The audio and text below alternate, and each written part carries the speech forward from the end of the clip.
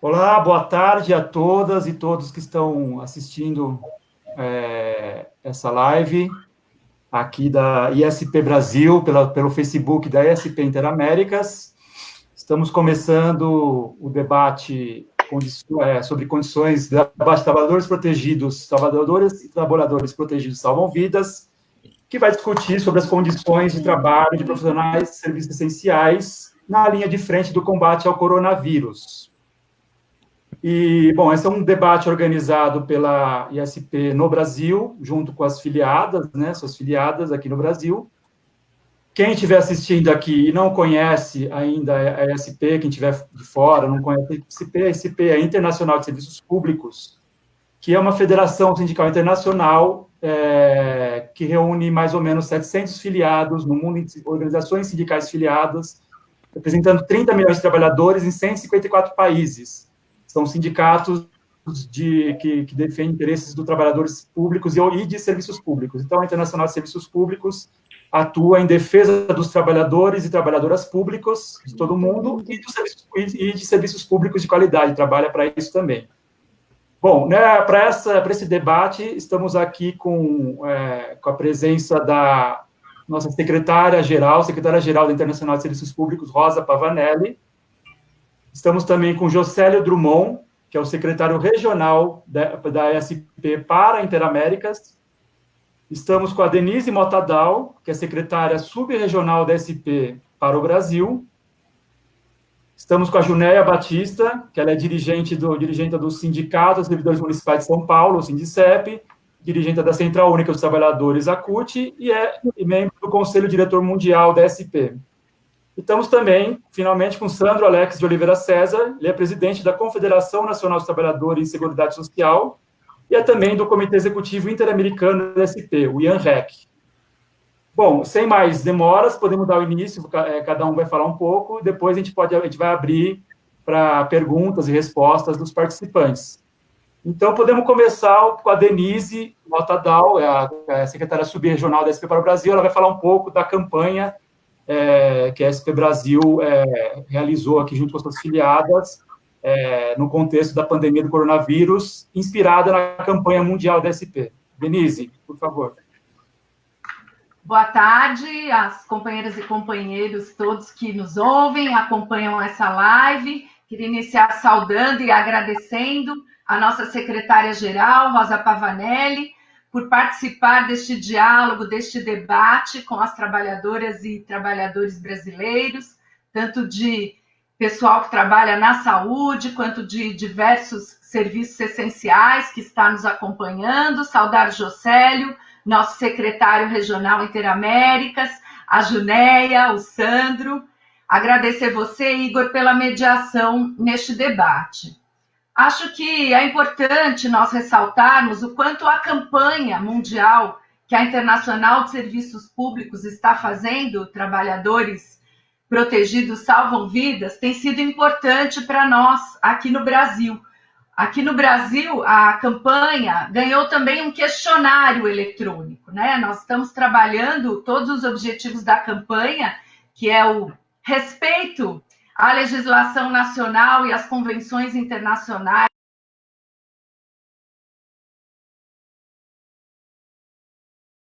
A legislação nacional e a legislação internacional, a negociação, né? A busca da negociação coletiva, para garantir proteção, equipamentos de proteção individual no cotidiano de quem está no front, né? De quem está, como nós dizemos, na ponta dos serviços, na frente seja do atendimento à população na área da saúde, seja fornecendo serviços como água, energia, gás, na assistência social, no sistema prisional, nos cemitérios, nas funerárias municipais, no setor judiciário, no fisco. Então, também quem está em serviços essenciais que não param de trabalhar, além da saúde. Então, essa busca da negociação coletiva, do diálogo com os gestores ou com os empregadores do setor privado por boas condições de trabalho e a sistematização de informações.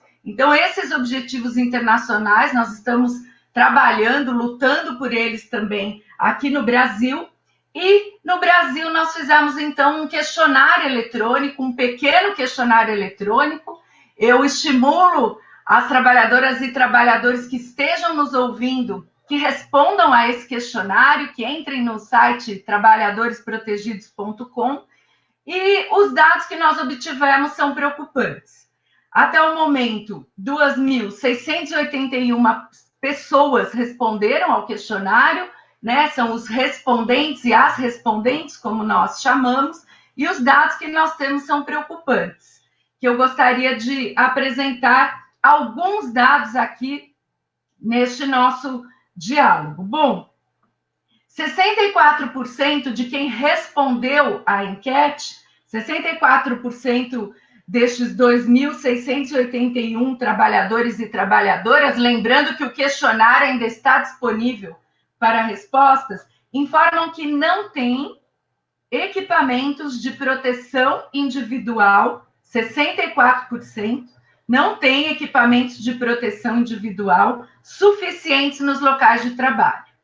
E nas perguntas, e na última pergunta, que é uma pergunta aberta para a pessoa escrever, acrescentar alguma informação, há relatos de péssima qualidade, onde há equipamentos de péssima qualidade destes equipamentos, e mais, 68% informam não ter tido capacitação, seja para o atendimento especializado em coronavírus, seja para o uso dos equipamentos de proteção individual. Além disso, nós estamos enfrentando, não há esta pergunta no questionário, mas nós estamos constatando em alguns relatos na pergunta aberta e no cotidiano, no trabalho sindical que as entidades sindicais do Brasil estão fazendo, que nos locais de trabalho, inclusive para profissionais de saúde, não há acesso a testes. Não tem testagem em número suficiente para testar se os trabalhadores e trabalhadoras que estão atendendo a população estão ou não contaminados, o que causa muita insegurança e muito medo. 35% relata estar fazendo 12 horas de trabalho ou mais por dia. 12 horas de trabalho ou mais por dia. 28% relata estar fazendo uma jornada diária de 8 horas de trabalho. 62% são servidores públicos e 30% são contratados pela CLT, Consolidação das Leis do Trabalho, que é uma forma de contratação predominante no setor privado. Tem também em autarquias do setor público, mas ela é predominante no setor privado.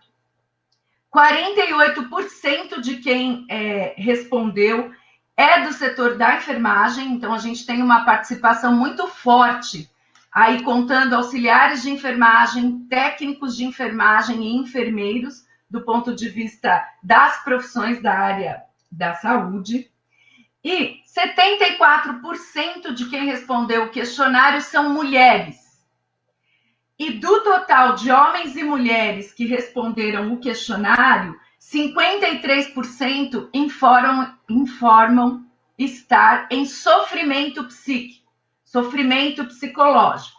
Quando essa pergunta ela é cruzada com a questão de gênero, 56% das mulheres informam estar em sofrimento psíquico e 44% dos homens. Portanto, há o relato, a afirmação de maior sofrimento psíquico por parte das mulheres, e nós podemos inferir que isso está relacionado à dupla ou até tripla jornada de trabalho da mulher, as mulheres chefas de família e, portanto, bastante pressionadas com o risco de contaminação e de não poder garantir o sustento de suas famílias, porque é uma doença que, infelizmente, muitas vezes leva à morte, é fatal. Então, a preocupação das mulheres em conseguir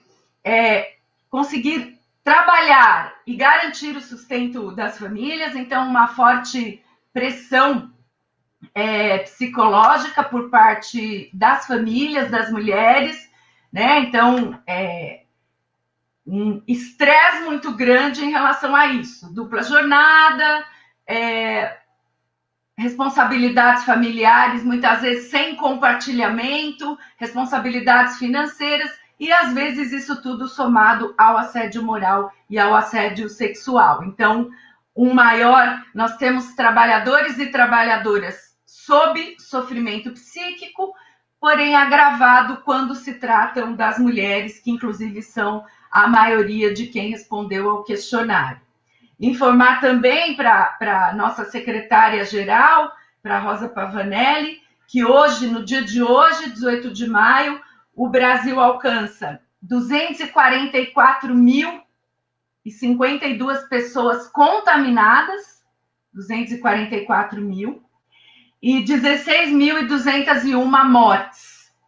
Então, é um dado bastante dramático e bastante preocupante. Nós estamos somente abaixo dos Estados Unidos em número de contaminados e de mortes. Somos o segundo país com maior número de contaminação e de mortos. E, infelizmente, nós temos acompanhado aqui que a reação, a luta pelo enfrentamento à pandemia tem sido maior por parte de governadores e prefeitos que tentam se organizarem de forma regional, garantindo o isolamento, garantindo compra de equipamentos, do que do governo federal. O presidente da República, o Jair Bolsonaro, tem o tempo todo uma postura de zombar da pandemia, de minimizar os efeitos da pandemia e de dar declarações o tempo todo, inclusive com atitudes de ir a locais públicos sem máscara, abraçar apoiadores, fazer aglomerações, atos de apoio a ele, minimizando a pandemia e o tempo todo direcionando a política pública e a população para que se abra todo o comércio. Então, no momento em que a pandemia ainda não chegou no pico no Brasil, ainda está em crescimento, nós temos um presidente da República que, infelizmente, tem uma postura de estimular que a população rompa com a quarentena, vá para a rua, minimizar aí os impactos da pandemia. Então, nós vemos gestores municipais e estaduais tentando enfrentar a pandemia, tentando, de alguma forma, se articularem, mas não temos uma política pública eficiente. Pelo contrário, em meio à pandemia, já são 2 ministros da Saúde demitidos pelo presidente por não concordarem com essas atitudes dele, porque se baseiam em dados epidemiológicos e na ciência, e não num interesse prioritário pela economia. Portanto, concluindo, o slogan, o eixo da Internacional de Serviços Públicos, o povo acima do lucro, faz todo sentido neste momento. É muito importante para nós divulgar que a defesa da vida do povo é fundamental e está acima do lucro, para que a gente possa, aqui no Brasil, enfrentar essa política de valorizar o lucro, o funcionamento da economia, em detrimento da proteção social, que garanta que a população faça a quarentena, permaneça em isolamento, para que aí sim, o mais rápido e brevemente possível, possamos voltar às nossas atividades. E em meio a isso tudo, essa luta muito grande por proteção, nossos sindicatos estão o tempo todo na mídia, na imprensa, fazendo matérias, denunciando as péssimas condições de trabalho e de proteção.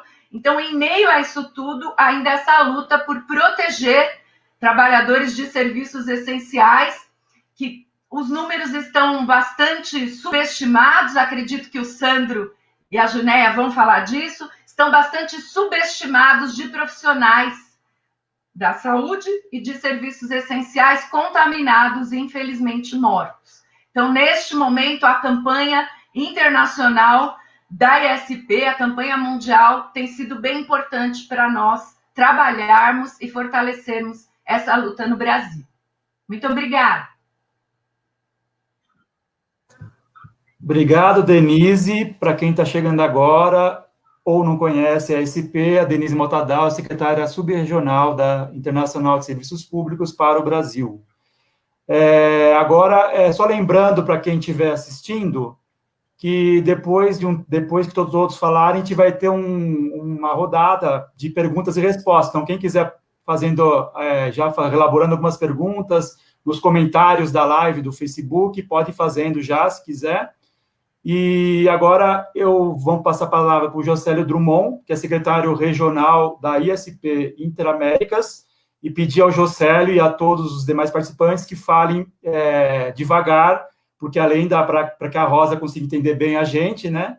E não só a Rosa, como estamos vendo aqui, tem muita gente de fora do Brasil também entrando na live aqui para assistir, de países hermanos latino-americanos, principalmente.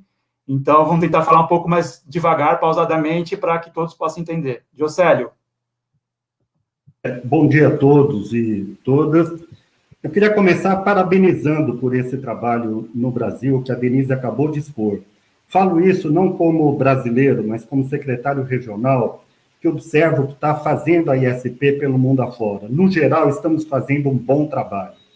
Mas um destaque tem sido esse do Brasil, com esses questionários todos, com esse levantamento que vocês fazem. Isso é extraordinário. Parabéns, Denise, parabéns cada uma das filiadas do Brasil por esse bom trabalho. Vocês têm um mapa na mão muito precioso. E o que a mídia tem destacado desse mapa mostra tudo. O que a Denise apresentou já mostra a situação difícil que nós estamos vivendo. Mas eu queria aproveitar também esse momento para refletir o momento seguinte. Tudo indica que a curto prazo a situação no Brasil vai se agravar muito. Essa tem sido a indicação tanto internacional quanto das pessoas sérias que pensam na pandemia aqui no Brasil, mas também a gente pode prever uma situação difícil a médio e longo prazo no pós-Covid. O que vai ficar disso? Portanto, essas lições que nós estamos aprendendo hoje, elas nos ajudam a refletir e a se posicionar em relação ao futuro. Precisamos estar bem posicionados também em relação ao futuro, embora a gente enfrente um presente tão difícil.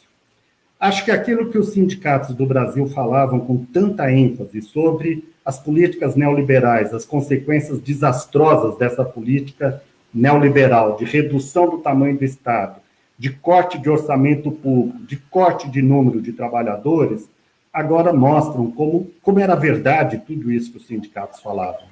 Agora, mais do que nunca, a gente tem elementos para mostrar tudo isso de forma absolutamente irrefutável, digamos assim. Não há como não concordar que tudo que a gente falava era verdade. Também a questão das reformas trabalhistas, reforma da Previdência, como agora faz falta ter uma política de seguridade social, ter uma política social, laboral, que permita realmente as pessoas enfrentarem um momento difícil como esse que nós estamos enfrentando. Como está difícil no Brasil enfrentar esse momento? Isso não é só resultado da incompetência de quem governa hoje. Isso é resultado também dessa política nefasta que nós temos denunciado nos últimos anos. E isso nos mostra uma coisa tão importante para mim, que é o momento exato de buscar valorizar o setor público, como sempre nós fizemos, só que agora com argumentos que uma pandemia como essa está nos permitindo, lamentavelmente, está nos permitindo mostrar a importância do serviço público, mostrar a importância do trabalhador público, buscar construir novas alianças na defesa do setor público. Nós temos um caos ao nível nacional, mas temos respostas positivas, ainda que favoráveis à população, ao nível de muitos estados e municípios. É o momento de buscar participar de conselhos de gestão sobre políticas públicas, mostrar a importância dos serviços públicos, valorizar o SUS. O SUS que a gente tem ouvido tanta crítica ao longo da história, é a melhor resposta que nós temos nesse momento à pandemia. Mostrar como é que serviços públicos são os únicos que ainda defendem aquilo que a população mais precisa no momento triste, difícil, como esse que nós estamos vivendo. Construir nos conselhos de gestão consensos em defesa do setor público. Acho que nunca nós tivemos uma oportunidade tão grande como essa de mostrar como nós somos importantes e como aquilo que a gente falava era verdade. Queria comentar o seguinte: com gestão democrática, podemos construir novas alianças. Aonde não existe, temos possibilidade de construir com governos locais, principalmente. Acho que é importante pensar nisso. Extrapolar aquilo que é a nossa bolha, digamos assim, sindical, e pegar muito mais gente na defesa desses princípios básicos. Questionar, por exemplo, o modelo de produção, quando você não tem os equipamentos, porque não produz mais no Brasil.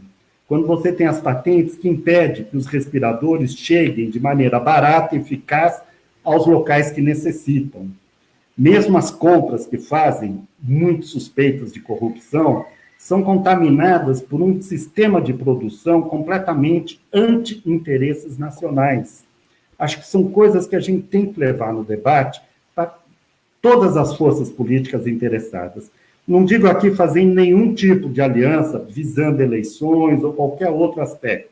Digo exclusivamente defesa do setor público, defesa do trabalhador público, mostrar como é importante aquilo que a gente já falava lá atrás, a gente pensar em conjunto para o futuro próximo, porque o futuro vai ser difícil, recessão vai ser pesada, esse desgoverno do Brasil vai ter um custo muito alto para a economia, independente de qualquer política adotada a curtíssimo prazo, tudo isso vai ainda se desdobrar ao longo de anos. Por isso, temos que estar muito forte na defesa dos serviços públicos, no combate ao neoliberalismo e suas políticas, porque tem gente achando que ainda a melhor alternativa é reduzir mais. Estão falando em cortar salário de servidores, reduzir o número de servidores, ainda está em disputa a questão neoliberal. Então, para mim, acho que essa é a principal questão que nós temos que aprender dessa pandemia. Nunca tivemos tão bons argumentos para a defesa do setor público como estão tendo, e temos que ir para a ofensiva nisso. Temos que ir para a ofensiva. Buscar alianças dentro dos municípios, dentro dos estados, para poder efetivamente construir um futuro minimamente melhor. É impossível não aproveitar esse momento para falar, olha, tudo aquilo que a gente já falava está se confirmando, mas eu não estou falando isso só para dizer, viu como eu estava certo? Estou falando isso para dizer o seguinte, vamos lutar junto por um futuro melhor. Porque nesse momento nós vamos passar por muita dificuldade, não só hoje, como amanhã e depois de amanhã também. Por isso, essas alianças têm que ser mais fortalecidas. Muito obrigado.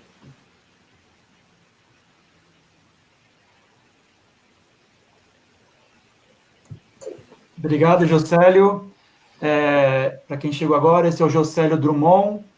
Quem não conhece, né, obviamente, a ASP, esse é o Josélio Drummond, secretário regional da Internacional de Serviços Públicos para Interaméricas.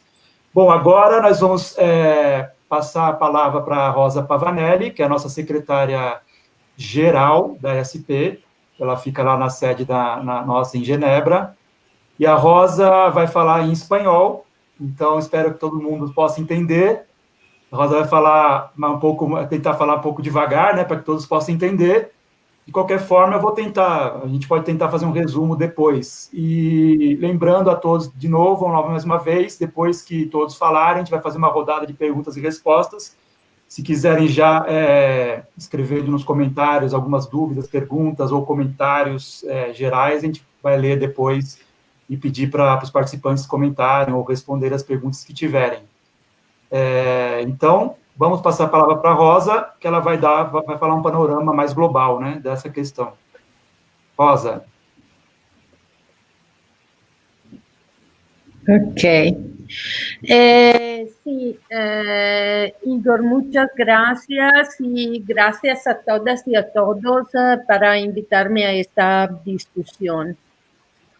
Creo que la mayoría ya ha tenido la posibilidad de participar en discusiones donde hemos enfrentado los temas principales del trabajo que tenemos que hacer como ISP y que ya estamos desarrollando como ISP sobre la pandemia de COVID-19.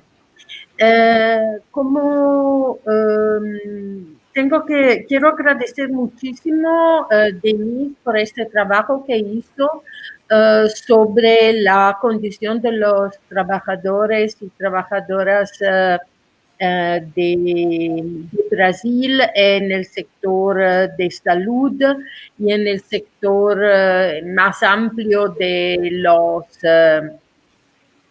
los trabajadores de primera línea que enfrentan directamente, que garantizan los servicios fundamentales en este periodo de pandemia. Son datos importantes los que nos ha presentado Denise, pero son datos que tenemos que considerar en una doble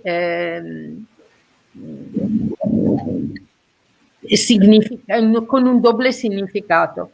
El primero es que los datos de que disponemos son, no puedo decir virtuales, pero solo son la parte que se ha detectado, que se ha registrado de los que se han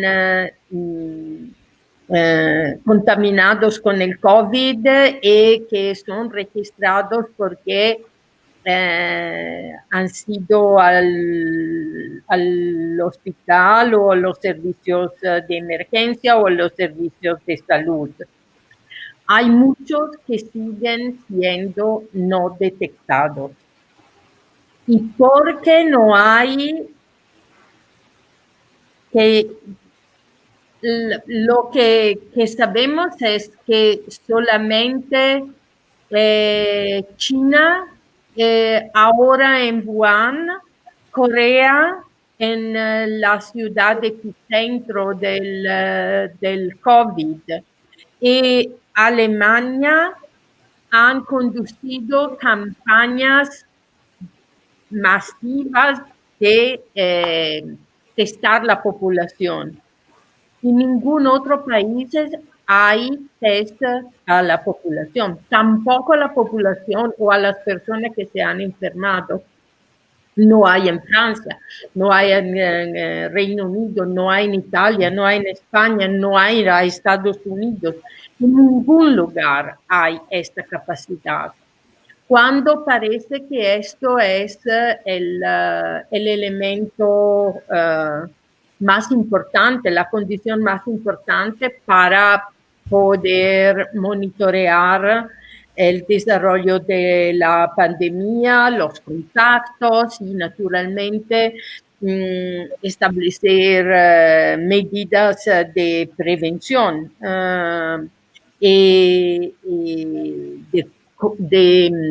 para contener la infección.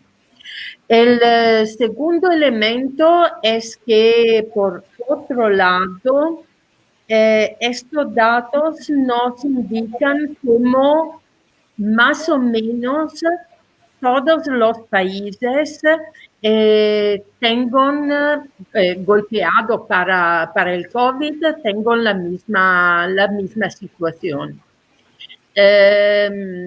Aquí en Europa, como ya he dicho, no tenemos datos efectivos o que incluyan a todos, pero ya sabemos que son muchos los trabajadores de servicios de salud que se han infectado trabajando en los hospitales. Es un medio, en Italia son más de 6.300 los que se han infectado, pero también aquí en Francia, sin dar los datos efectivos, consideran que es alrededor de 10-12% de los que se han infectado son los trabajadores de servicios de salud. Y misma consideración sobre los que han fallecido, que se consideran solamente los trabajadores de los servicios de salud, de hospitales, más que sin considerar los trabajadores de salud que se han infectado y que han muerto en otros tipos de servicios, como las residencias para mayores, que en casi todos los países se ha vuelto como uno de las realidades donde más se ha no se ha cuidado la posibilidad de protección de los trabajadores y así como de los pacientes. Esto para mí representa como una base común que por primera vez nos pone todos en la misma condición. Después sabemos que desde un punto de vista económico, social y político, las diferencias son grandes. Y grandes son la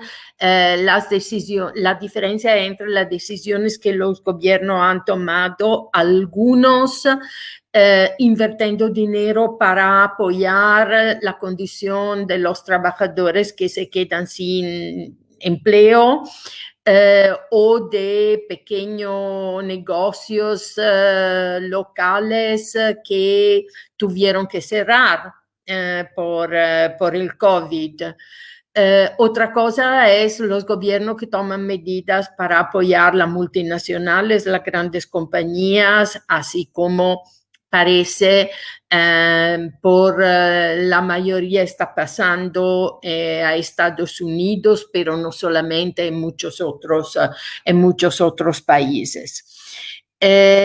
Así como creo que es importante subrayar el hecho que solo hay un país donde 2 ministros de salud se han dimisionado para no estar de acuerdo con la posición del presidente, como está pasando en Brasil. Y claro que sin un ministro de salud en tiempo de pandemia significa que no hay gobierno de la situación y que no hay posibilidad de tomar medidas eficaces.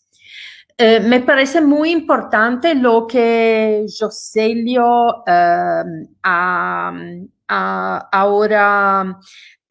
ahora dicho, y que ya hemos visto la semana pasada en una iniciativa que la ISP organizó con la Unión Global de Municipalidades y Gobiernos Locales, con representantes de los alcaldes, gobernadores y gobiernos locales más amplios, donde es verdad que por primera vez tuvimos una discusión muy importante que no solamente miraba la condición y al rol que le toca a los servicios públicos en el sector de salud, pero también en un área más grande de los sectores públicos que necesitan cuidar las comunidades locales, la población y las personas. El tema de servicios sociales, el tema de el tema de la basura y de los, ¿cómo se dice? Waste, no sé, nos hemos entendido. Lixo, basura. Sì, liscio, ok, liscio, vabbè, la stessa cosa. Coleta de lixo. El tema de, como ya mencionaba, el tema de los cuidados de los mayores o de los niños, la situación que viven los trabajadores y la población, en un sentido más grande de los cárceles. Son muchos, los bomberos, la policía municipal, la policía local, son muchísimos los trabajadores que así como en el sector privado, los trabajadores de las tiendas que no pudieron cerrar porque son fundamentales para vender comida o cosas así. Todos se quedaron sin protección, sin preparación para enfrentar una situación parecida. Y lo que salió de esta discusión con representantes de los gobiernos locales fue que tenemos que trabajar para que un futuro, porque lo que aprendemos con esta crisis no se va a gastar en el futuro y podemos preparar por una nueva posible, no posible, eventual, no sé qué, pero por otro momento de crisis como esto. La cosa que me sorprendió muchísimo fue que todos se ponieron de acuerdo, o casi todos se ponieron de acuerdo para decir que el sistema de servicios públicos es algo que se ha desvaluado en los años pasados. Y que no podemos seguir de esta manera porque se ha demostrado cuán importante es el servicio público y que al revés tenemos que invertir en el futuro para contratar más trabajadores del sector público, para garantizar más servicios, para calificar y entrenar los trabajadores de servicios públicos de diferente manera. Y asegurar también relaciones sindicales con los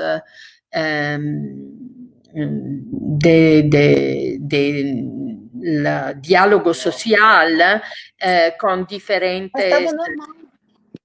de garantizar el diálogo social como una de las herramientas fundamentales para que una cooperación, una colaboración se pueda desarrollar de manera más eficaz. Y me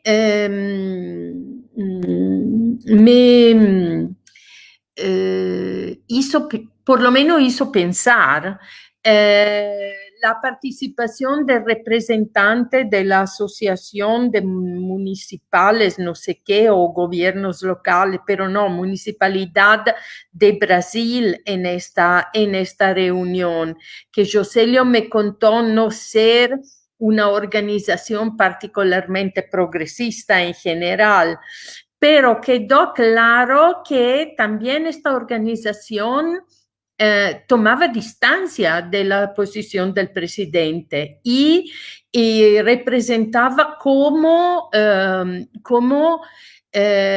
por un lado se han quedado solo los representantes de gobiernos locales en tomar decisiones sin una gobernanza nacional.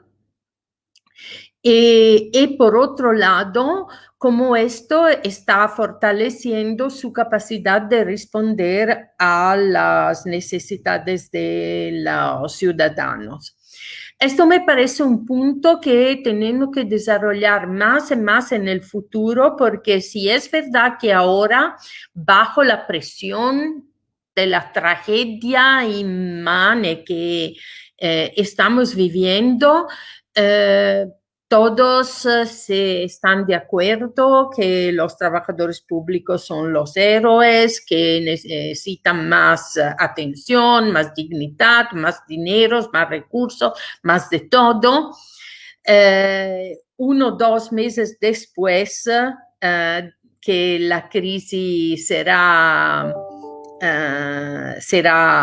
pasada, sabemos que se vuelve siempre a la misma situación de antes. Esto no puede ser, y creo que muchos ya están pensando, esta crisis nos ha demostrado cómo la cadena global de suministro no funciona cuando hay una emergencia.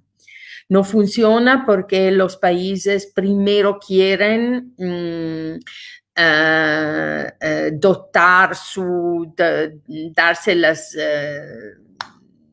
garantizar su seguridad antes que de los otros países. Segundo, que si no es por esta razón, es para razón de salud pública, que se cierran las fronteras, que se limitan los escambios, la posibilidad de... y esto pone un problema sobre el tema de la redistribución del trabajo a nivel global. La decisión global fue que los países desarrollados iban conservando a nivel nacional la producción estratégica y delocalizando las otras producciones, là donde el costo del trabajo es menor y la explotación mucho mayor.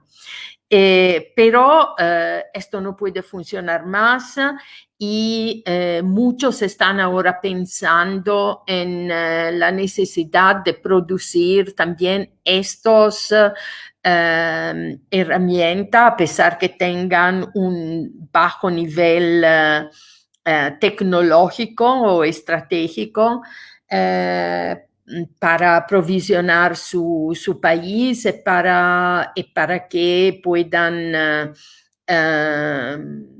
ser preparados en una necesidad parecida. Y otra cosa es que esta decisión puede ser una decisión que ayuda la reconversión productiva de pequeños negocios, de pequeños business locales, para apoyar un desarrollo diferente, un desarrollo más sostenible a nivel local, porque la crisis económica que va a impactar no se puede enfrentar solamente con la asistencia a los trabajadores, pero también con política industrial pública de apoyo a un diferente sistema de desarrollo industrial, de producción industrial, manufacturera. Nosotros estamos trabajando con el sector municipal en esta dirección. Hoy día empezó la Asamblea General de la Organización Mundial de la Salud. La ISP presentó un, ¿cómo se dice? Statement. Su intervención, donde pedimos pocas cosas, pero importantes. La primera es que es inaceptable lo que ha pasado con la falta de protección individual, de equipo de protección individual de los trabajadores, así como la escasez de respiradores para los pacientes. Esta cosa no puede pasar y los Estados miembros tengan que involucrarse para garantizar esto en el futuro a todo. Al mismo tiempo, pedimos que la Organización Mundial de la Salud revise su línea guidelines, ¿cómo se dice? ¿Cómo se dice guidelines?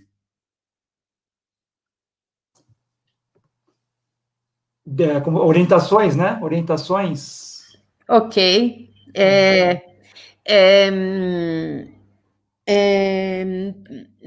Sobre el utilizo de los equipos de protección individual, porque las instrucciones que circularon no eran totalmente claras, no eran totalmente correctas y la situación se ha demostrado más seria, más grave de lo que parecía cuando empezó y cuando salieron las primeras indicaciones. Segundo, pedimos que subrayamos que la falta de inversiones en el sector de la salud pública, la falta de asunción de personal en el sistema de salud, así como el enfatizar el rol, ¿cómo se dice? For profit.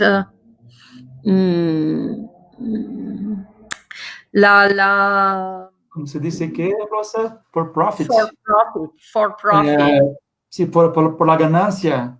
Por la ganancia, sí, del sistema de salud privada, sí. Es la causa fundamental de la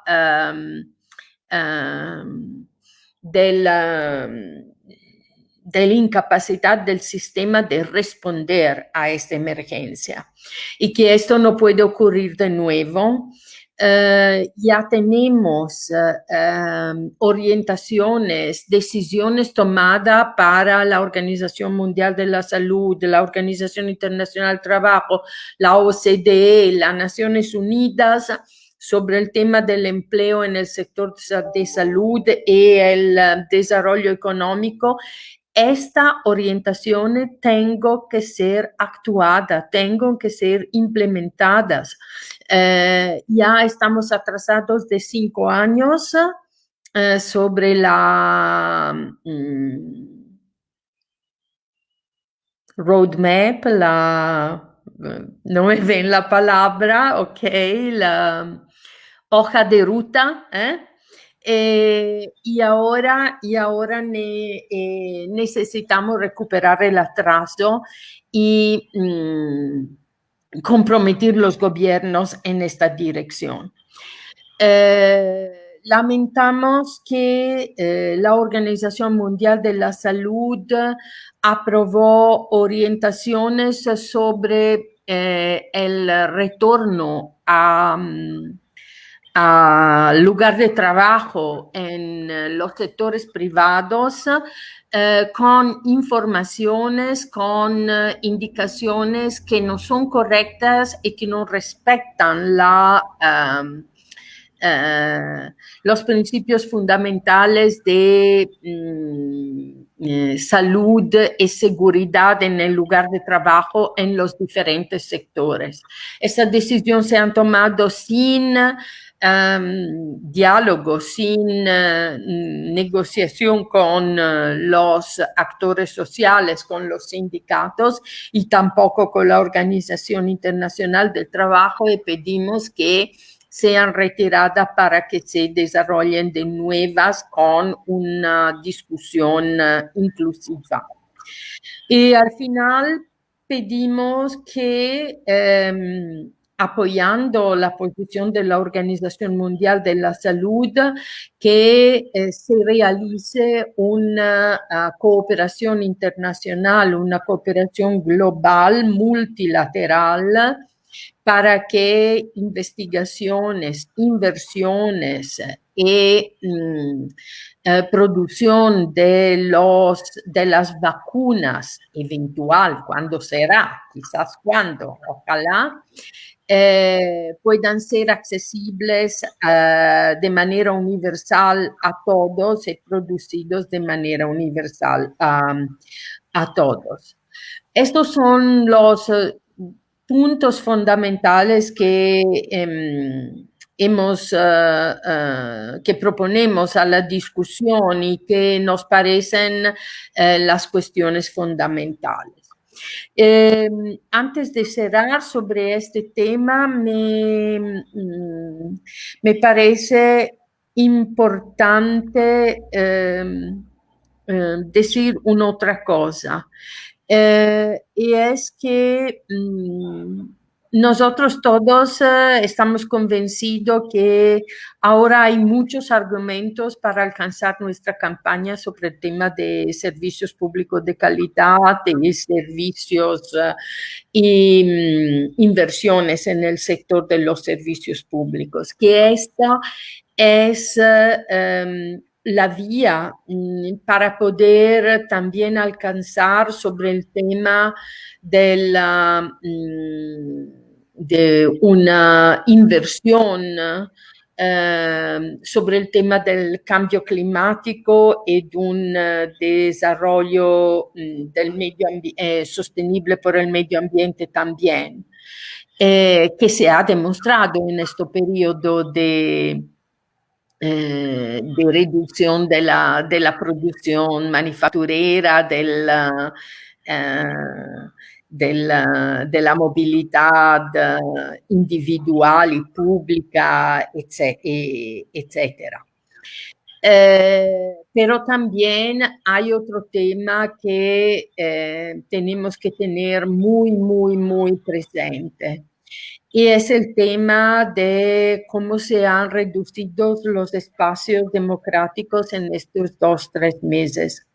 Todos aceptando que se pudiera reducir la libertad individual de cada uno de nosotros, pero también nuestra capacidad de actuar colectivamente. Las investigaciones que se están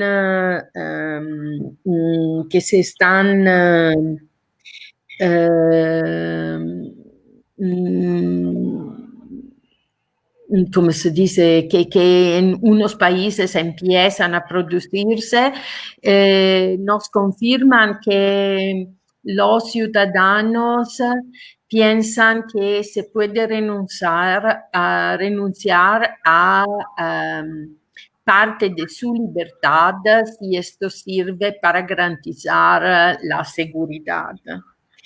Y esto más o menos siempre pasa cuando hay un tema de seguridad, pero esta vez es algo que toca individualmente a cada uno de nosotros de manera totalmente diferente. No es solo un tema social o político, es un tema de sobrevivir o no. Yo creo que nosotros como sindicatos, como trabajadores, tenemos que seguir levantando el tema de participación democrática y el tema de la posibilidad de actuar colectivamente. Que sea una acción física o una acción virtual, pero los actores colectivos tengan que ser los protagonistas de la sociedad y aún más los protagonistas del cambio que proponemos para un diferente modelo de desarrollo. Al final, solo una pequeña información. Como pienso pasa en Brasil, pasa en todo el mundo, la discusión sobre tenemos que esperar que baje la pandemia o tenemos que empezar a convivir con el virus y repartir con las actividades económicas y toda esta discusión. Yo creo que nadie puede ser confrontado con la necesidad de decidir entre el derecho a la salud o el derecho al trabajo, y que necesitamos ahora de una gran inversión de dinero público para que esto no se produzca. Por otro lado, decir que la semana pasada aquí en Francia se reabrieron de nuevo las escuelas solamente por la mitad de los estudiantes y solamente por los estudiantes más pequeños, no por el colegio o las universidades. En solo 5 días se han registrado 70 casos de COVID en las escuelas. Oh. Creo que esto es algo muy preocupante y que nos no queda tranquilo. Por eso el principio de precaución, ¿se dice? Sí. De precaución tiene que ser un guía para nosotros y uno de los elementos con que trabajamos para proteger de manera aún más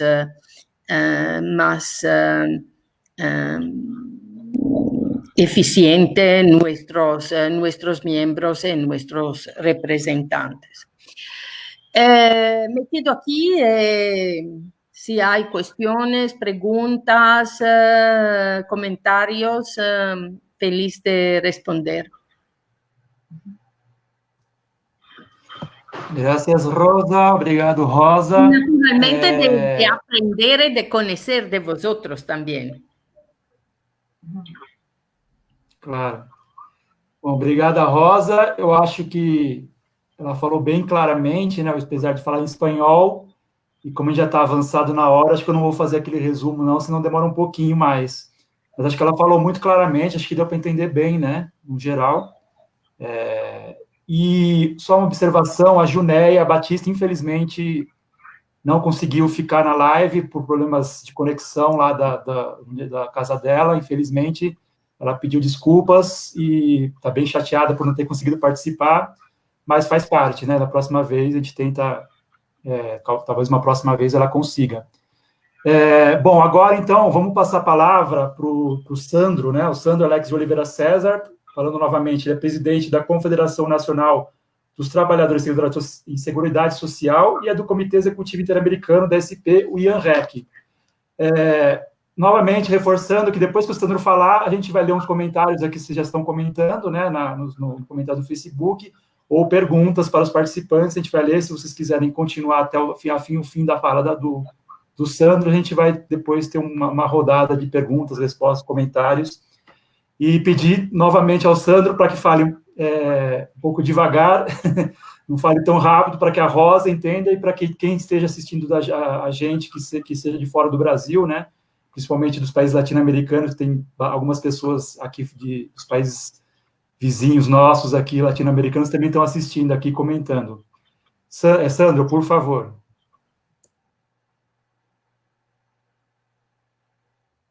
Rosa Pavanelli, secretária-geral da ISP. Boa tarde, Denise Motadal, Jocélio Drummond e Igor. É muito propício o debate neste momento que a SP vem fazendo no sentido de garantir que seja garantido os serviços públicos para a sociedade, bem como o EPI, Equipamento de Proteção Individual para os trabalhadores e trabalhadoras, sobretudo a campanha Trabalhadores e Trabalhadoras Protegidas Salvam Vidas, porque, de fato, é muito necessário que se possa salientar o tema da proteção ao trabalho e da valorização dos trabalhadores e trabalhadoras do setor público, em um momento tão importante como esse, que é um momento único, talvez para toda uma geração que vive pós-Segunda Guerra Mundial, um evento incomparável. Talvez só seja possível estabelecer algum paralelo, alguma comparação com uma epidemia que foi conhecida como gripe espanhola, né, do século passado, que levou o mundo a uma situação muito crítica. Entretanto, o que se difere muito daquele episódio é o fato de que hoje, com o evento da globalização, com a existência da globalização, o vírus espalhou no mundo inteiro em poucos dias. Levou algum tempo para sair da China e chegar na Europa, mas uma vez chegando na Europa, atingiu todo mundo. E isso mostra a fragilidade que os sistemas de proteção em todo mundo possuem.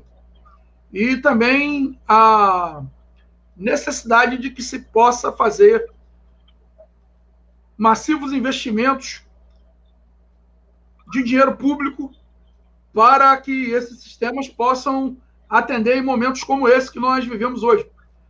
No Brasil, nós temos um diferencial muito grande, pelo fato de que temos hoje, na presidência da República, alguém que nega a ciência, um homem completamente desprovido de qualquer razoabilidade, de qualquer razão, alguém que clama por manifestações públicas, que as pessoas possam ir à rua neste momento como se isso pudesse ser a solução, e tenta colocar a economia como centro de todos os problemas do mundo, e quando, na verdade, nós sabemos que não é, que o grande problema é a necessidade de se investir no setor público, de fazer investimento para que a sociedade possa suportar condições como essa que ocorrem hoje.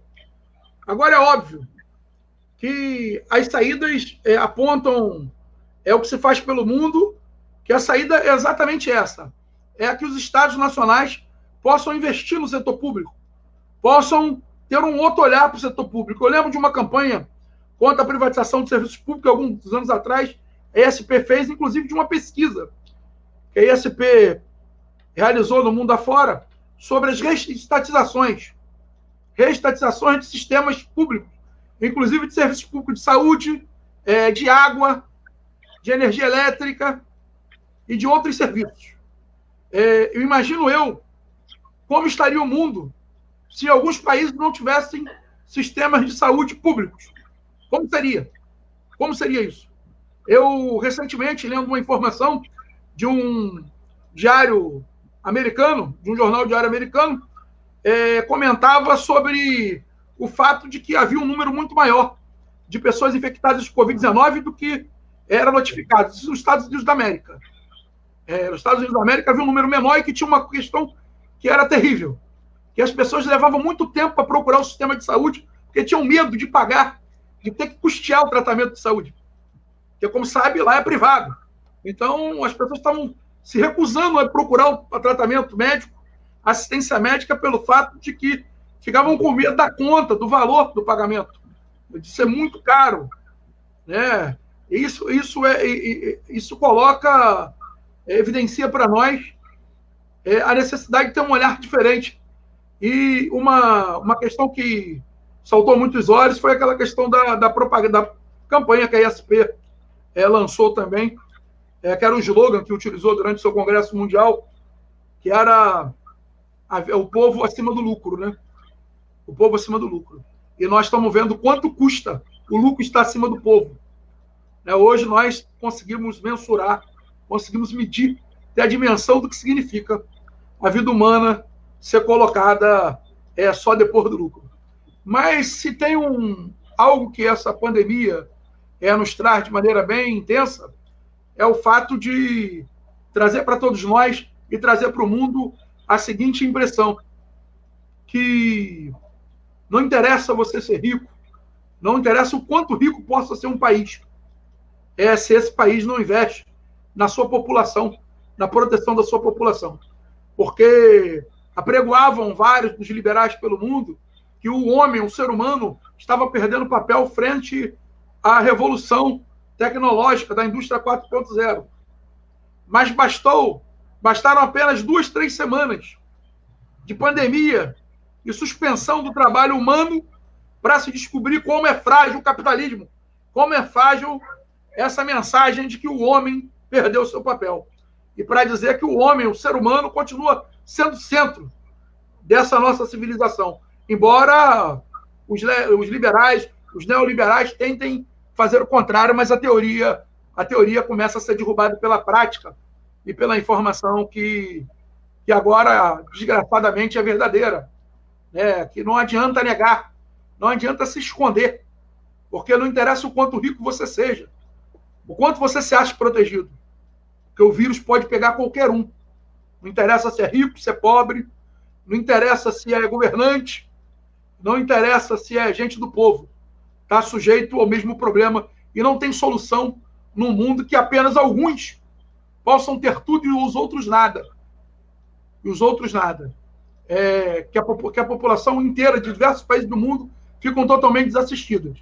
E eu fico muito preocupado, de fato, com um cenário brasileiro, né? Porque o cenário brasileiro é desolador. O Brasil é um país gigantesco, com diferenças culturais, regionais imensas, um país com mais de 200 milhões de habitantes, que aí eu digo, se não fosse o sistema público de saúde que nós temos no Brasil, a coisa seria muito pior. Porque nós somos um dos poucos países do mundo que tem sistema público de saúde universal, gratuito, para uma população acima de 200 milhões de habitantes. É algo gigantesco. E detalhe, eu trago aqui, para quem não conhece o Brasil, a companheira Rosa conhece bem, ouve bastante sobre o Brasil, mas tem uma realidade aqui para quem nos ouve, que é da América Latina, nossos irmãos aqui da América Latina. O sistema público de saúde do Brasil custa R$ 3,28 por dia, por habitante. Pouquíssimo. Tem um custo baixíssimo. Estima que se tivesse um investimento de mais 60 bilhões de reais no sistema público, a condição poderia ter sido outra. Mas o presidente da República continua errando. Agora resolveu atuar como médico, né? Está prescrevendo medicamento, prescreve pela TV, pelo noticiário de TV, medicamentos para a população, algo insustentável. Inclusive, tem uma informação muito importante, Rosa. Você que observa bem o mundo pelo papel que desenvolve, o Brasil já tem mais mortos entre os profissionais de saúde do que a Espanha e a Itália somados. Isso com toda a subnotificação que existe, que é muito grande, porque se coloca, no Brasil tem um forte apelo para se colocar como profissional de saúde, ou se falar como profissional de saúde, apenas de médicos e enfermeiros. Isso tem acontecido muito durante a pandemia. Mas não se fala dos agentes comunitários de saúde, não se fala dos maqueiros, não se fala do pessoal da limpeza do hospital, não se fala do pessoal assessorista e todos os outros serviços de apoio à saúde. Então, há uma invisibilidade muito grande para toda essa gente que faz a saúde pública acontecer. E no Brasil tem algo que é muito forte, pegou muito pesado, de forma muito intensa no Brasil, que são as reformas recém operadas aqui no Brasil. Eu lembro que quando teve o nosso evento aqui, a Recon aqui nas Américas, né? A Recon nas Américas, quando se falava sobre a emenda 95, que é uma emenda à Constituição. Aqui no Brasil é um dos poucos países do mundo que o orçamento público se faz por emenda à Constituição, muda a Constituição da República, que é algo absurdo, porque a Constituição normalmente é algo perene, é do contrato social do país, não se fica modificando por qualquer governo ou para qualquer medida. Aqui se modificou a Constituição e isso está custando muitas vidas agora, porque essa modificação na Constituição congelou os gastos públicos, mas não os gastos públicos que se faz no setor privado, no pagamento de dívidas, de juros das dívidas internas e externas brasileiras, né, das dívidas públicas, mas profundamente os gastos públicos do setor social, da área social, sobretudo da saúde e da educação. A saúde se estima que perdemos bilhões de reais. E essa gente é responsável pelo grande número de óbitos que acontece no Brasil. Né? Nós fechamos leitos. No Brasil, nos últimos anos, vem fechando leitos. E se acentuou ainda mais com o congelamento dos gastos públicos nas áreas sociais. Isso é uma questão muito complicada. E o que é preciso ter muito cuidado, é preciso se elaborar política, e eu acho que a SP tem esse papel importante no sentido de apelar ao OMS. Eu sei que hoje tem uma assembleia da Organização Mundial de Saúde, inclusive estou inscrito para participar da assembleia do OMS, daqui a pouco vamos participar lá. É preciso pensar na necessidade de reconversão de setores industriais para a produção de equipamentos na área de saúde. É preciso defender isso. Em tempos de guerra, como esse que nós vivemos hoje, é muito necessário que se faça isso, que haja conversão de parte da indústria para que os países possam desenvolver tecnologia na área de saúde.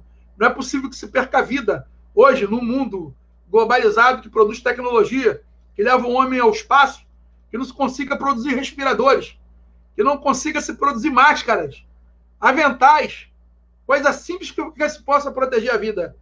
Então, isso o homem tem que repensar mesmo o mundo em que vive. Porque essa pandemia é uma experiência rara para nós que vivemos esse momento, e para todos os contemporâneos. Entretanto, pode acabar virando algo mais costumeiro, se a gente não adotar cuidados. A OMS vem alertando o mundo para isso, que pode se repetir, pode ter novas pandemias. E o homem tem que se preparar para isso, sobretudo apostando no multilateralismo, apostando que é necessário se construir uma posição que 1 ou 2 países não mandem na política global, que o mundo inteiro não possa precisar de um único lugar para produzir tudo. Ou que não possam acontecer práticas, como aconteceram recentemente, de respiradores, aviões com respiradores destinados à saúde pública do Brasil, passarem nos Estados Unidos e lá numa ação de pirataria internacional, serem apreendidos os respiradores, porque os aviões tiveram que fazer uma escala nos Estados Unidos. As mercadorias foram apreendidas nos Estados Unidos. Nós não podemos aceitar e tolerar uma coisa de forma nenhuma. Para que o homem possa continuar existindo, para que a gente possa, essa nossa grande aldeia global, né, que a gente possa continuar vivendo dessa forma e melhorando a forma de viver, eu acredito que temos que mudar a forma do homem encarar, dos governos encararem a maneira de ver o povo e ver essa relação multilateral. É necessário, sobretudo, que a gente possa ter polos de produção de tecnologia em todos os lugares do mundo. Eu não posso admitir e pensar uma coisa dessa, que o Brasil, que é o segundo maior exportador de jatos executivos do mundo, que tem tecnologia para produzir jatos, não consiga produzir um respirador para salvar a vida em território nacional. A gente tem que importar tudo. Isso é um absurdo total.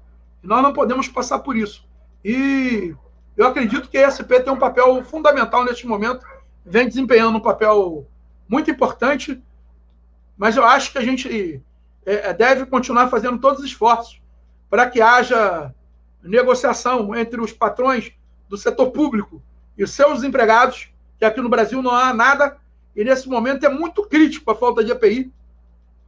O setor público que não sofre fiscalizações, a não ser dos sindicatos, que tem, inclusive das entidades afiliadas à SP no Brasil, que tem feito um papel, tem cumprido uma tarefa muito importante aqui no Brasil, com a pesquisa Trabalhadores e Trabalhadoras Protegidas Salvam Vidas, que é algo que tem sido surpreendente, o efeito que tem gerado muita mídia positiva, no sentido de trazer luz para os problemas que ocorrem no Brasil acerca da falta de EPI.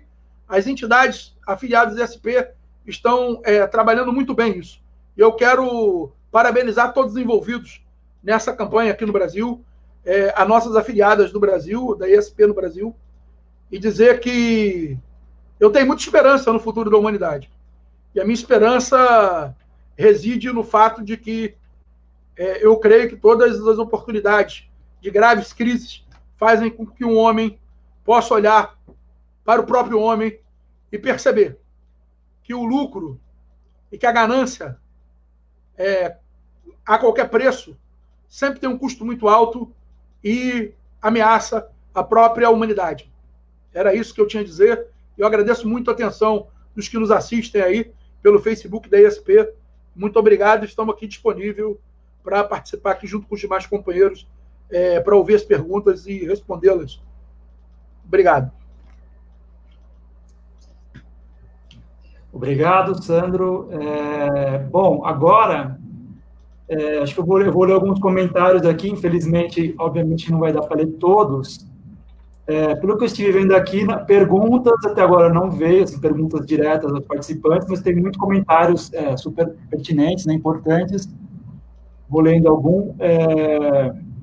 Bom, o Isaías da Nogari Liebana falou muita energia à disposição para vocês da SP, que estão realizando um trabalho muito importante neste momento de pandemia, mantendo o foco que sempre a entidade teve, defender os serviços e as políticas públicas. Vamos lá, que mais? Parabéns, a Luísa Dantas, parabéns, SP, o povo brasileiro precisa muito do trabalho de vocês. O Marcos Nunes, ele falou aqui que é agente de combate a endemias na cidade de Macaé, que foi convocado para atuar nas barreiras sanitárias das 14 às 22 horas, sem intervalo e sem nenhum adicional. Vou colocando aqui, o Jairo Garcia escreveu, né, os conselhos de políticas públicas estão sendo desestruturados pelo governo autoritário brasileiro. E falou, temos que defendê-los. A Ana de Matos Flores falou, parabéns pela abordagem, o tema dessa live. Ela é atualmente secretária de Finanças do Sintrap, FETAM, Confetam e CUT. A Luciana Lindemeyer, parabéns pelo debate importante a defesa dos serviços e servidores públicos que estão mostrando toda a sua relevância nesse momento crítico do país. A Geice Maiara Brigg escreveu, os trabalhadores do serviço público estão na linha de frente sucateados. É necessário que se entenda a necessidade de um serviço público forte para que possamos atender de forma isonômica a população. A Carmen Santiago mandou um abraço do Ceará, né, falando que estão enfrentando lá também tudo isso. Mais um comentário da Geice, falando que a pós-pandemia também é um ponto que é necessário pensar. As relações de trabalho e as condições de trabalho serão focos de mais ataques. O movimento sindical deverá estar preparado. A Ana Flores, o fisioterapeuta, entrou aqui na live, né, fisioterapeuta. Carmen Santiago, frisando novamente que os trabalhadores faltam tudo, principalmente equipamentos de proteção individual, né, os EPIs, condições de trabalho e gestão pública por parte dos governos municipais.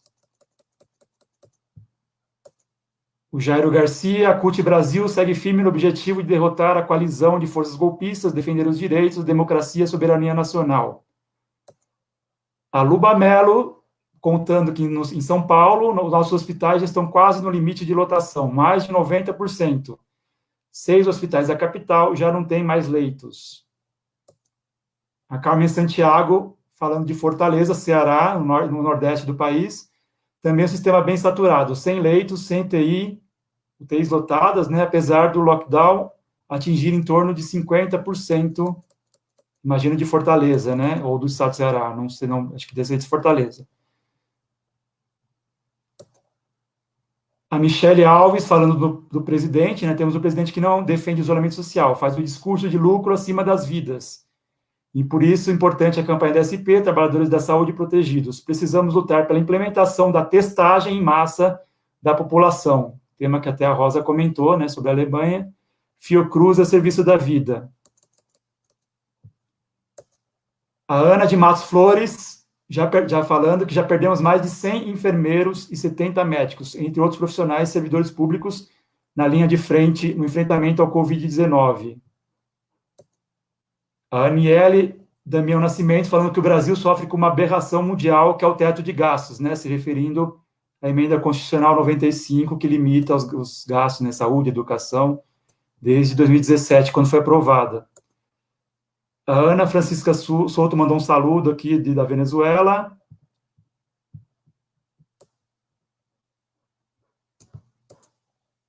Luba Mello, de novo, triste realidade das nossos trabalhadores e trabalhadoras dos setores essenciais, saúde, assistência social, serviço funerário, segurança pública, água, saneamento, sistema prisional, todos sem EPIs, sem orientação, sem apoio, padecem diante da maior crise sanitária do século. Parabéns à ESP por trazer o debate. A Ana de Matos, quando disponibilizam EPIs, na maioria das vezes não são de boa qualidade. Ou seja, quando quando tem, não são de boa qualidade. Jornadas extensas, sem organização no local do trabalho, sem local apropriado para pausas e sem local apropriado para uma adequada desparamentação, né? Que retirar todo o uniforme, os EPIs. O Eliezer Queiroz, falando que temos que parabenizar o nosso Sistema Único de Saúde, o SUS, todos os dias. Sempre no front, né, cuidando da saúde do nosso povo. Viva o SUS! A Solange Caetano, falando que há uma necessidade de reforçar a proteção dos profissionais de saúde que estão à frente da pandemia.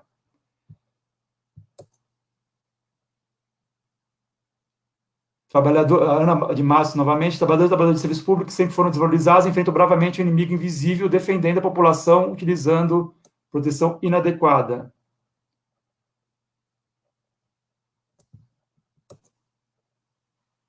A Aniele, acho que pegando carona na fala da Rosa sobre as liberdades individuais, falando que o argumento das garantias das liberdades individuais tem sido utilizado de forma totalmente distorcida pelo Bolsonaro. Ele alega que isolamento social rompe com o direito de ir e vir.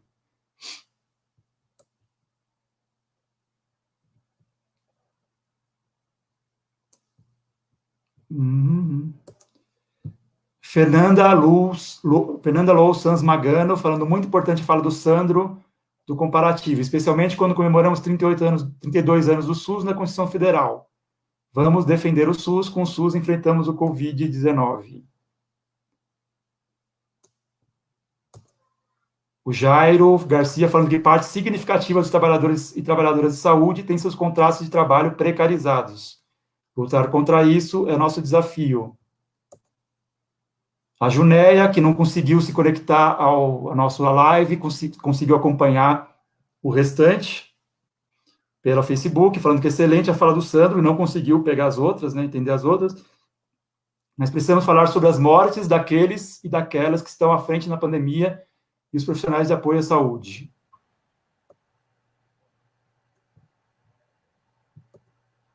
A Ana de Matos Flores, ressaltando que precisamos falar que a Covid-19 também é uma doença relacionada ao trabalho e notificar como tal, ou seja, entre os agravos em saúde do trabalhador.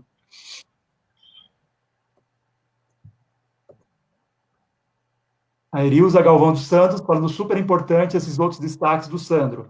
As recentes reformas retirando direitos, a emenda constitucional 95, né, que a gente falou agora, congelando por 20 anos investimentos no serviço público e a necessidade de reversão industrial para fortalecer a saúde pública, que também foi destaque da fala da Rosa, né, sobre a discussão sobre a reconversão industrial. E a Ana de Massa completando que também deve ser notificado entre os agravos de saúde do trabalhador os transtornos mentais decorrentes, né, do enfrentamento da Covid-19. Carlos Orreda comentando aqui que taxar as grandes fortunas é o caminho para a distribuição de renda.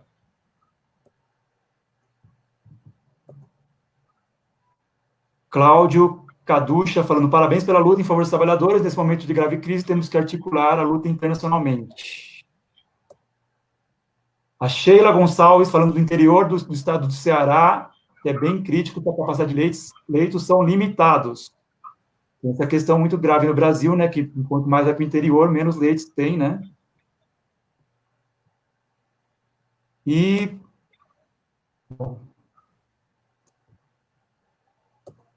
Mas, gente, o Socorro Pires completando as informações do interior do Ceará, uma situação muito difícil, preocupante o avanço dos vírus nas cidades do interior.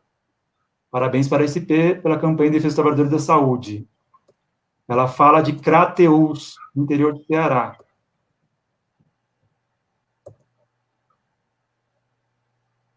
E a Sheila completando, é preciso trazer para debate o descimento dos trabalhadores, em particular, nesse momento da pandemia.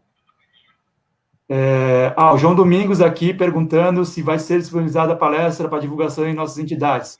O João Domingos vai ficar no Facebook da SP, essa live vai ficar lá disponível, sim. Só compartilhar, ou pode baixar, quem puder baixar. Bom, foram esses os comentários, não teve uma pergunta direta para ninguém, para nenhum participante. Então, acho que podemos fazer uma rodada de considerações finais, comentando esses falando sobre esses comentários e seguindo. Denise, você quer começar? Posso. Acho que duas questões importantes que apareceram aqui no diálogo por parte das pessoas que estão acompanhando e participando da nossa live. Primeiro, essa questão de Covid-19 ser considerado doença do trabalho. Acho que essa é uma bandeira fundamental para o movimento sindical neste momento.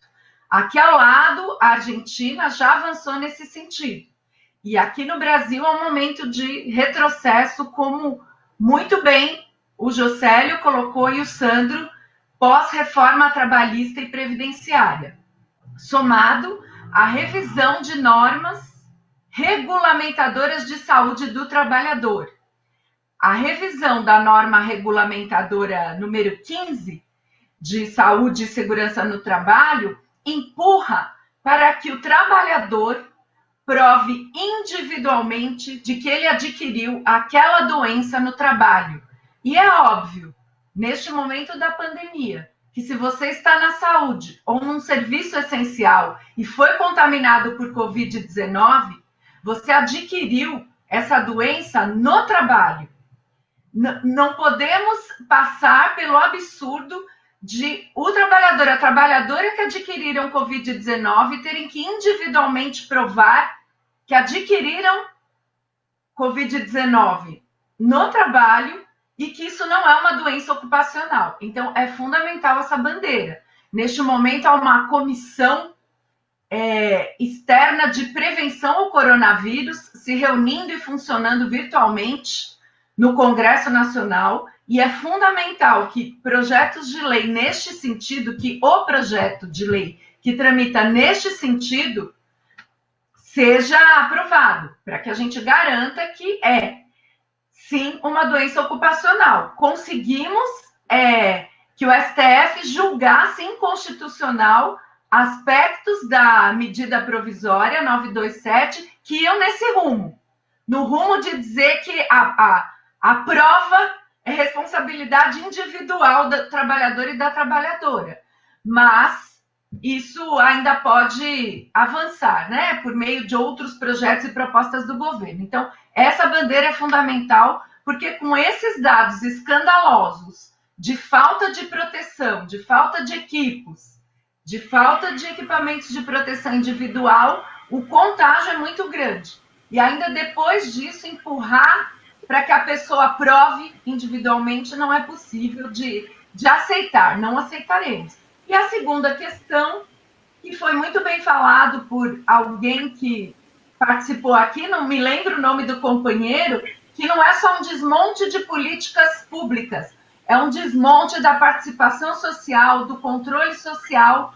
Portanto, no momento em que a população precisava estar nos conselhos gestores, decidindo os rumos das políticas públicas de enfrentamento à pandemia, diversos conselhos de controle social e participação popular foram extintos, foram desmontados, inclusive a Mesa Nacional de Negociação Permanente do SUS, onde trabalhadores do setor público e privado, empregadores do setor público e privado, pactuavam protocolos, foi extinta pelo presidente Bolsonaro em 2019.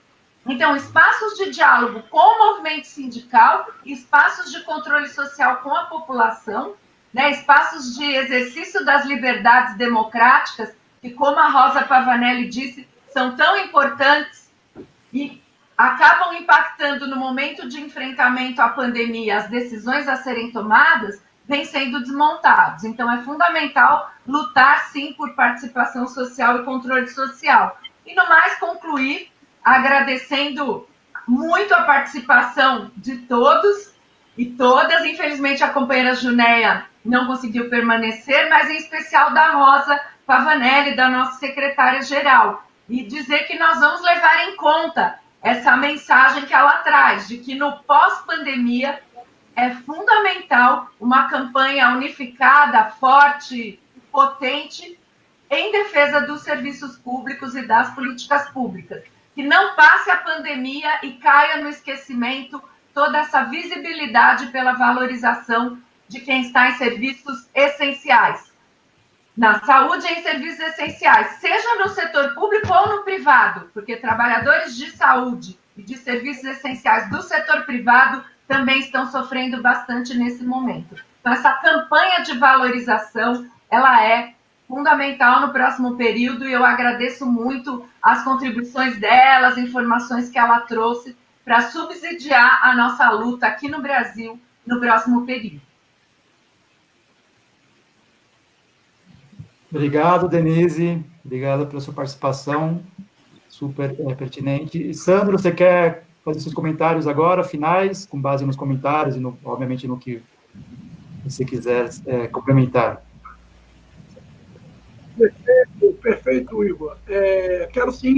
Primeiro eu quero agradecer a audiência dos companheiros e companheiras que assistem a live pelo Facebook.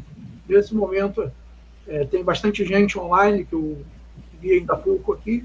Quero agradecê-los, quero agradecer a participação de cada um, de cada uma, daqueles que mandaram mensagens, que participaram mandando mensagens e nos ajudaram a fazer esse debate, porque esse debate é sempre muito bom.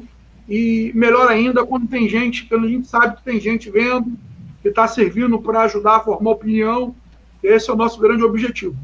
É importante destacar que a fala da Rosa, como sempre, foi muito boa, né? Neste momento foi excepcional, porque traz um apanhado de uma realidade que muitas pessoas não vivenciam, né? Não vivenciam, sobretudo... as pessoas agora que nos assistem aqui, muitos e muitas dessas não convivem com essas informações, e isso é importante para formar opinião e para entender ainda mais o quanto necessário é o serviço público e o quanto necessário é que os países possam investir em políticas públicas para atender a sua população. E o destino desse nosso grande mundo, desse mundo globalizado, depende muito do entendimento que o homem vai extrair dessa pandemia. Essa pandemia ela tem que servir para que todos nós possamos pensar um mundo muito diferente deste que nós conhecemos até então. Um mundo onde haja mais solidariedade, onde haja mais esforço no sentido de garantir renda.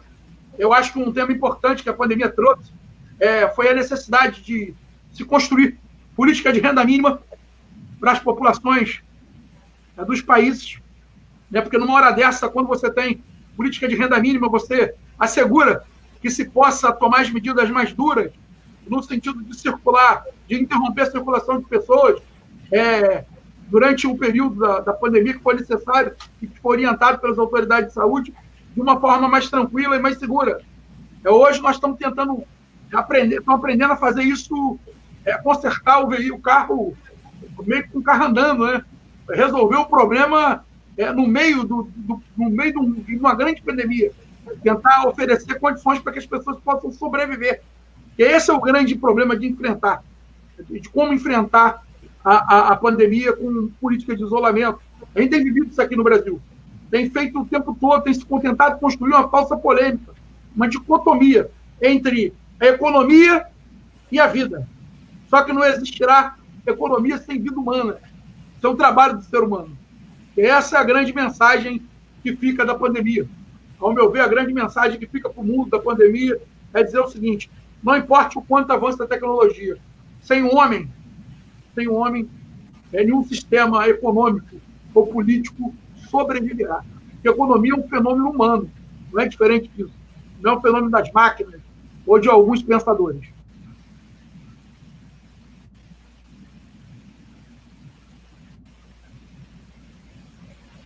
Oi, sumiu aqui minha voz? Era isso. Obrigado, Sandro. Obrigado pela sua participação. Excelente participação aqui, contribuiu bastante com a discussão. Josélio, você quer fazer suas considerações finais, comentários? Muito bem, Sandrão.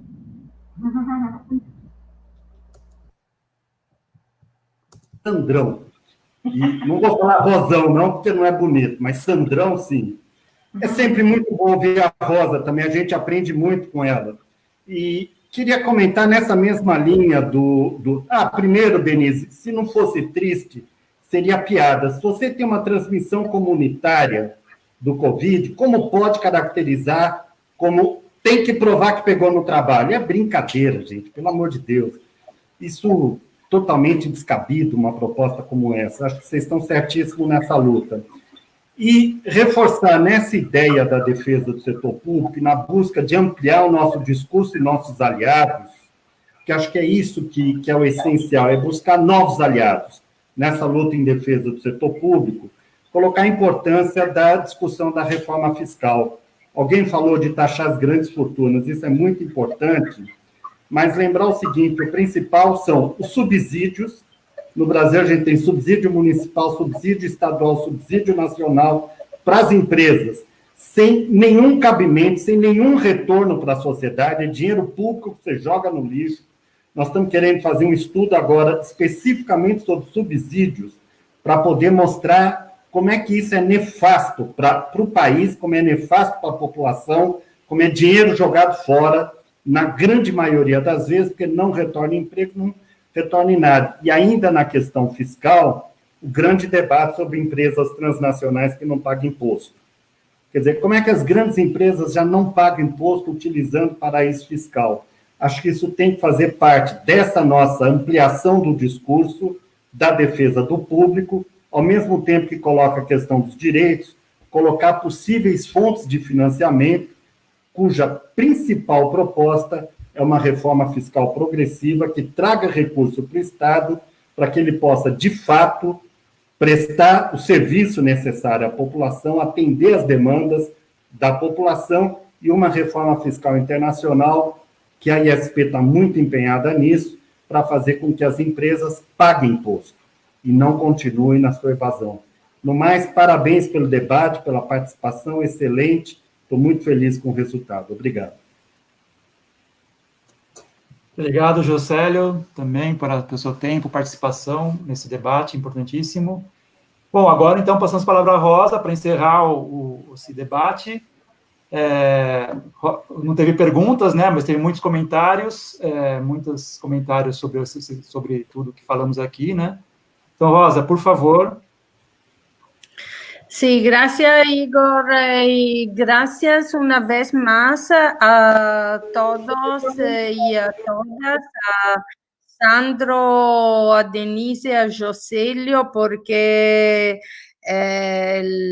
los temas que llevaron en la discusión son los temas fundamentales. Yo creo que si hay una consideración que podemos hacer como ISP es que hoy día nadie puede decir que la campaña que hemos conducido, que vamos conduciendo desde años sobre el tema de la reforma del sistema de impuestos, de la reforma del sistema fiscal, sobre el tema de la transparencia, de la ganancia de las compañías multinacionales y de la necesidad que haya una reforma global en este sentido, no es ideología. Es la realidad de la contradicción del modelo de desarrollo neoliberal.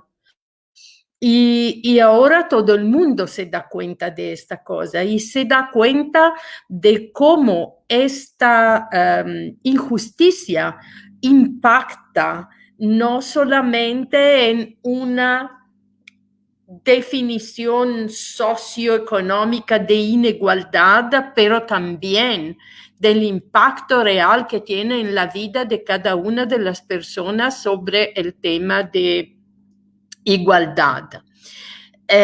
Y se ve en las diferentes oportunidades que las personas tengan de acceder a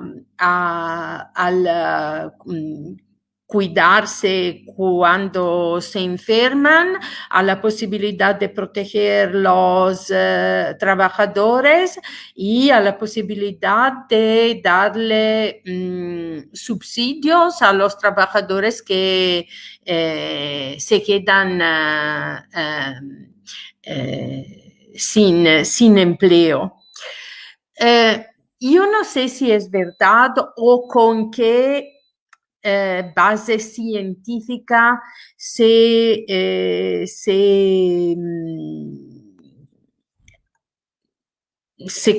averiguó esta situación, pero ayer el Instituto Nacional de Salud de Italia hizo un comunicado en donde se dice que solamente en los 3 meses de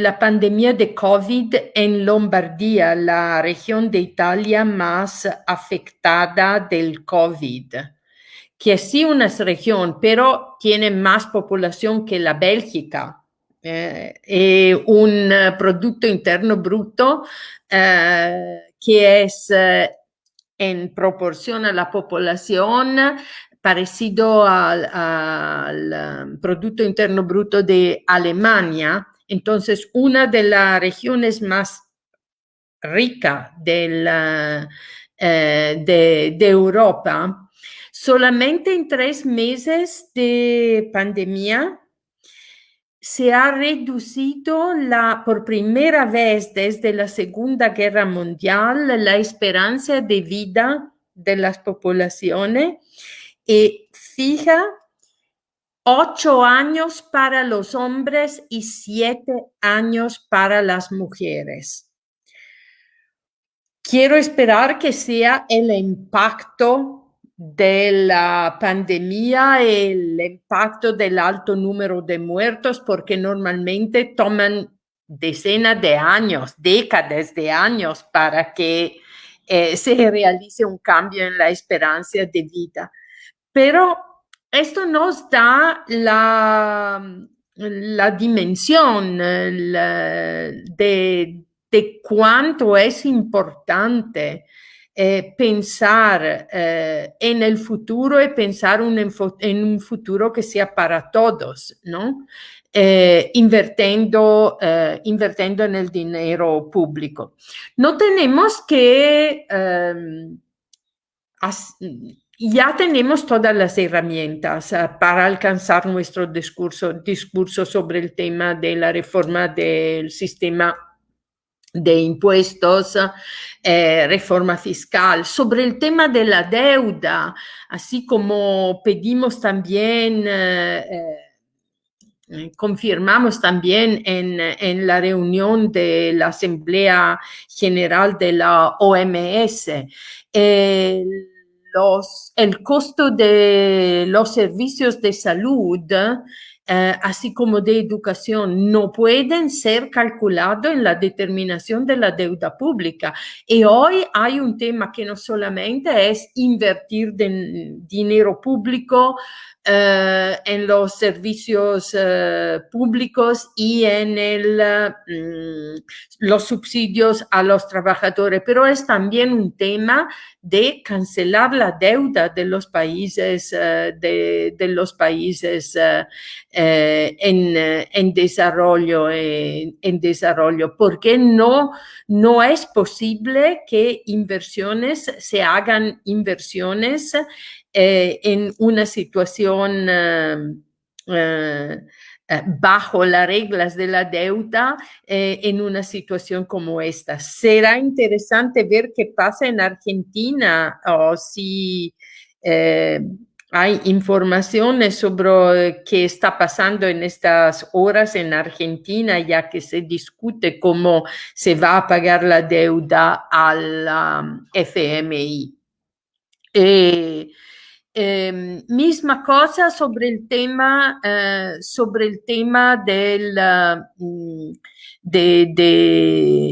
cómo pensamos que tenemos que desarrollar el rol de los trabajadores, de sus sindicatos, de sus organizaciones, en establecer una verdadera democracia que se funda en la participación social y en el reconocimiento de los actores sociales, no solamente de las instituciones políticas, de las instituciones nacionales.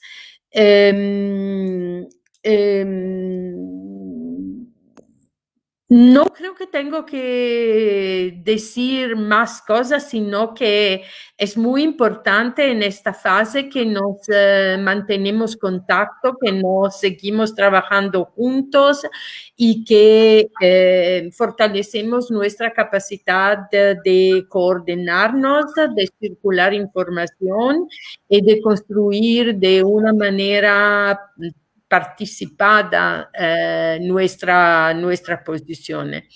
Solamente una cosa para decir que yo creo que sería muy importante finalmente comprometernos como ISP en una campaña de afiliación masiva, más grande de los trabajadores del servicio de salud, no solamente en el sector público, pero aún más es importante ahora en el sector de salud privado. Porque si el público tiene una responsabilidad de salud pública en que está confrontado con la necesidad de responder a los que piden los ciudadanos y los trabajadores. Esto es menos evidente en el sector privado, donde el criterio del lucro, el criterio de la ganancia, normalmente es prevalente y a pesar que muchos se han comprometido a contribuir en la lucha en contra del COVID y que muchos gobiernos han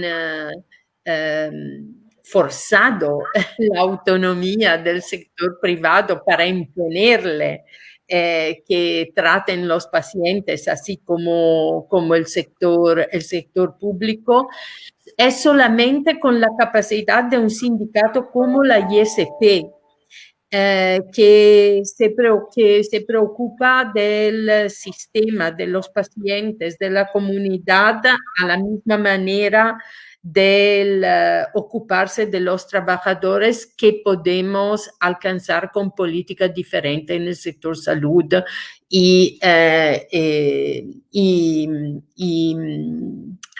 y fortalecer el sector público.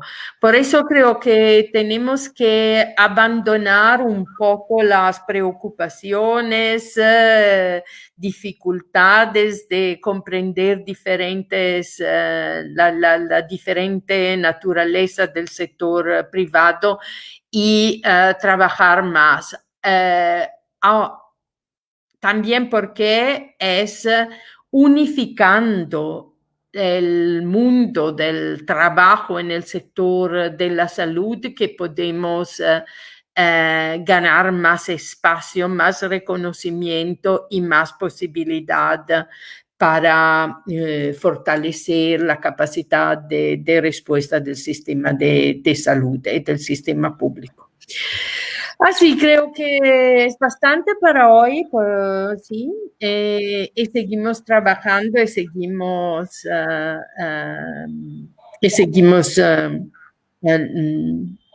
sí, comprometiéndonos. Muito obrigado, Rosa. Muchas gracias.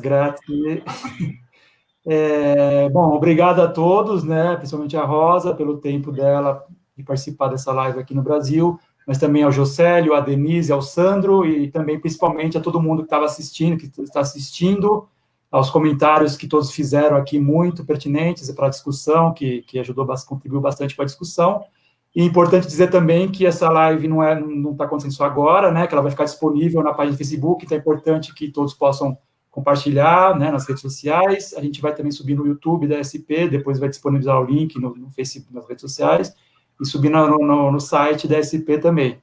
Então, é isso. Vamos nos despedindo. Boa tarde a todos e até uma próxima vez.